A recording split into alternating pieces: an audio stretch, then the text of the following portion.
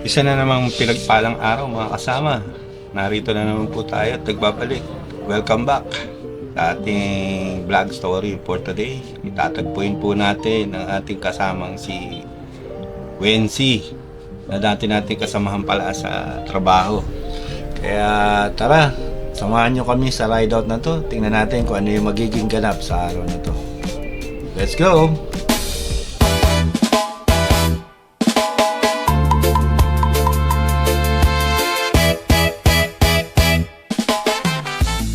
Tagal na kasing nagyayaya tong kasama natin na to. Actually, yung plano namin is magkita sa Binyan or Santa Rosa. Doon yung meet halfway namin. Pagkatapos, magra-ride kami along Pagsanhan, Mahayhay, tsaka dito sa may resort ng Kaliraya. Pero, ang problema, kulang pa kami sa ensayo dahil aabutin din ng 100 kilometers yung isang ikot po ng plano namin. Magiging kasama namin dito yung isa rin naming kasamahan na veterano. Ito ay matagal na nagbabike, siguro parang year 2000 pa lang nagbabike na to or 90s. Talagang mahilig na sa pagbabike. Tayo po ngayon dito. Ngayon lang huli nabalik simula nung high school days pa po noon. Kaya newbies po, balik newbies po tayo sa pagbibisikleta. Shout out kay Allen na kasama namin. Kung nanonood ka diyan, pare. Pero yun nga, puro pa rin kami yung plano. Pero matutupad diyan, I think so. One of these days magkikita-kita kami diyan sa Santa Rosa. Balak ko magbike muna papuntang Santa Rosa. And then mag-overnight stay na lang ako somewhere else or tulog muna ako sa ating kasamahan ito na si Wency. Ito pong nakikita nyo ngayon sa video.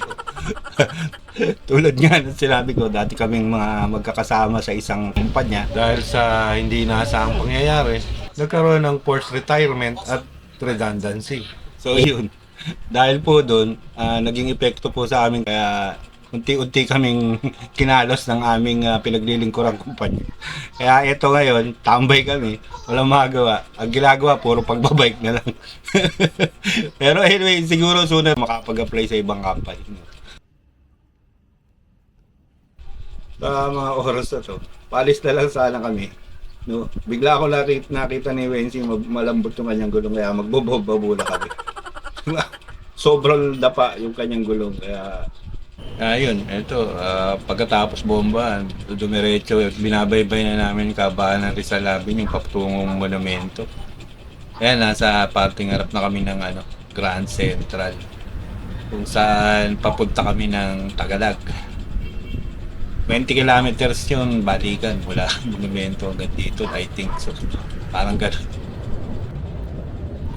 Bali ito yung practice muna namin. Ensayo bago sumabak dun sa mahabang biyahe sa susunod na linggo dun patungong Pagsanhan. Ayun, nandito na kami sa monumento circuit.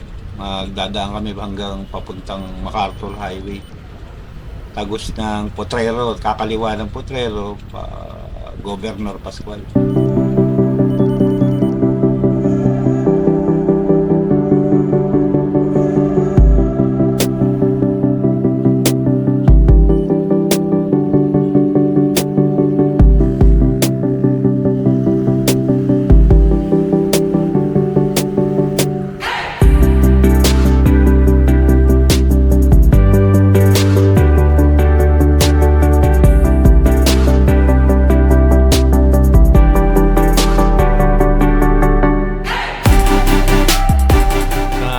Sandaling ito ay tinatahak na namin yung daang Governor Pascual going to Acacia sa kaliwa, tapos pag kumana ka naman Patineros.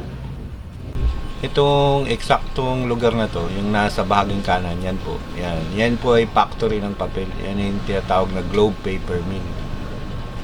Sari-saring schools and office supply ang makikita sa loob. Kung minsan every year nagse-sale sila dyan, halos 50% na discount or nakaka-diskwento ka ng halos kalahati kung kumpara doon sa bibili ka sa ibang tindahan.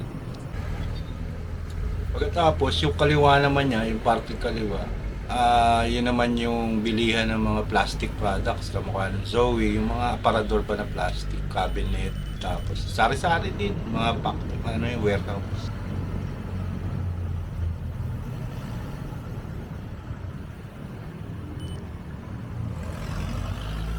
Ito na po tayo sa bahagi ng Marcelo H. del Pilar, kung saan nasasakop to ng barangay May Silo, kung hindi ako nagkakamali. Ito na po, papasok na tayo ng Arkong Bato, Valenzuela. Medyo malapit-lapit na, papuntang Tagalog. Ito po, ay nako, ito na naman yung camera. Yung daba na naman na naikat natin. Bigla kasing tumitingala na lang ng kusa. Yung nabili ko kasing mounting, nakatago yung adjustment. So hindi natin ma-monitor kung tumataas o bumababa yung kanyang angle o yung ano. Yan nga po, dahil hindi natin ma-monitor yung kung ano yung galaw ng camera, bigla kasing tumataas. Sa unang pagdating namin, eto na lang yung nadatnan. Hindi na natin nakita kung saan tayo nagdaan, pumasok. Pasensya na po mga kapadyak. Sa unang pagdating, naalala ko kagad dito yung nawala akong helmet. Niwang ko lang dito sa tabi niyan. Pagbalik ko wala na. Nalibang kasi kami sa kwentuhan. Pero, kagaya yung ibang mga ginagawa ng mga nagbabike pag dumating sa isang lugar, photo ops. Kaya eto po, nag-photo ops kami dalawa ni kasamang Wedgie. Kaya, pansinin nyo, nung ako yung kumuha sa kanya, buong buo yung Tagalog. Pagdating sa kuha sa akin, tingnan nyo kung ano nangyari. Kayo na bahala magsabi mga kapadyak. Yan po, nagsalita sa paring Wensi kung saan yung plano namin ruta. Dahil sa lakas ng hangin, hindi na halos marinig yung kanyang mga sinasabi, kaya... Kasluba, Akapuyaw muna, Kasluba, Kalapa, Banyo, ang dami nun, Brad. Ang dami nun, bro. Dadaanan lang namin yun. Nakadikit na bayan ng Santa Rosa. Ng Laguna. Jericho, i-shoutout mo naman, paring Wensi. Jerry, shoutout kay Jerry. Jerry Estrella, ha? Kita tayo mamaya. Miss ka namin, brother. Ano sabi niya? Kape-kape? Kape-kape, syempre. Kape-kape lang kasi mamaya pa yung mga alak 5. Mamaya, abangan natin yung... Bawal lang, kape-kape lang. Abangan natin yung pakape niya. Okay. Starbucks. Dito lang. Alayo pa tayo eh. Ganun din lang lasa nun. Parang Starbucks yan. Okay, may Starbucks daw. Kapehan dyan eh. Sunday. Itong Sunday na ba na to? Ito, pinaplano na namin yung Sige. lakad. Pag-usapan namin, ha? Sunday na kagad? Oo naman. Wala nga ensayo si Allen eh. Kaya naman yan. Hindi naman tayo magmamadali ng chill ride nga kami. Bumabiyahe nga kami ng 40 kilometers para lang makakain ng Paris tsaka Health lang naman. Hindi naman tayo set natin. Kaya kung gusto bumiyahe na Bukas na yun. ano pala ngayon? Sabado. Webes pala ngayon eh. Biyernes na yun, di ba? Pare, Webes pala ngayon. Bukas na daw yung Sabado. Talaga pag retirado, gusto mo advance yung bakasyon. Dahil sa Nabubukayo. nabukayo tayo na retirado o wala ng trabaho, unemployed. Yung araw hindi natin na malayan na Huwebes pa lang pala. Ang akala ko nung oras na yan, Biyernes na. Kaya sabi ko, bukas ka agad, biyahe na tayo.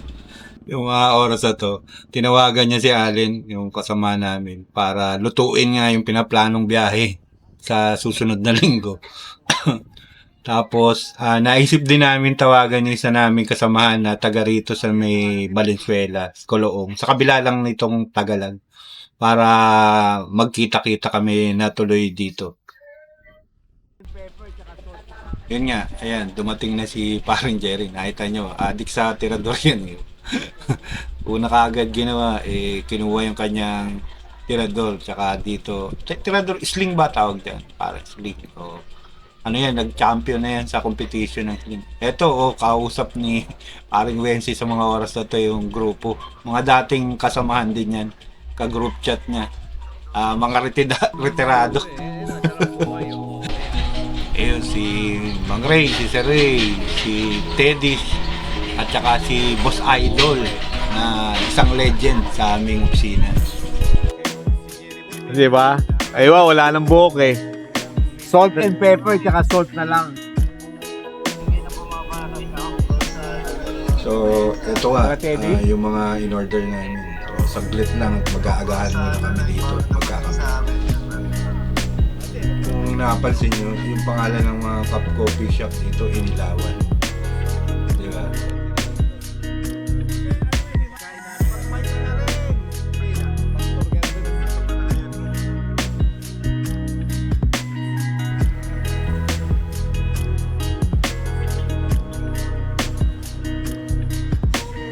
So paano mga kasama, pansamantala po muna namin kayong iiwan sa mga sandaling ito at kami muling magbabalik.